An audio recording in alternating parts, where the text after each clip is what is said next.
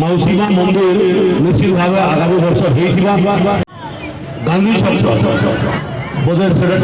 कम रास्ता कम होता आ निश्चित भाव में जेन मैंने आसुले जेन असुविधा होता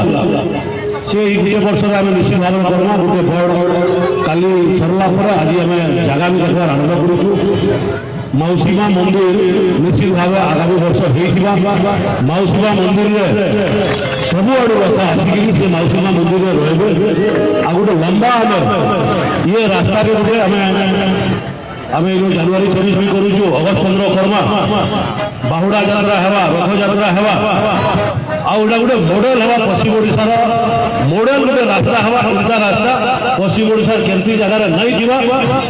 से लगी प्राय जारी रखमा आगामी दिन में ये लाइट हुआ मैंने भी अच्छे लाइट हुआ भी कैंसिल नहीं थी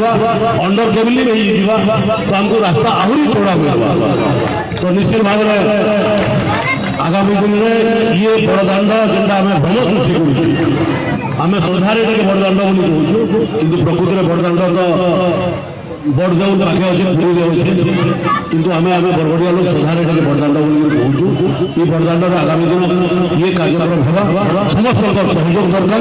भगवान समस्त को बहुत बहुत धन्यवाद जय जगन्नाथ।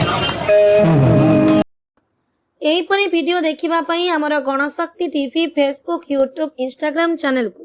लाइक शेयर और सब्सक्राइब करने को अनुरोध।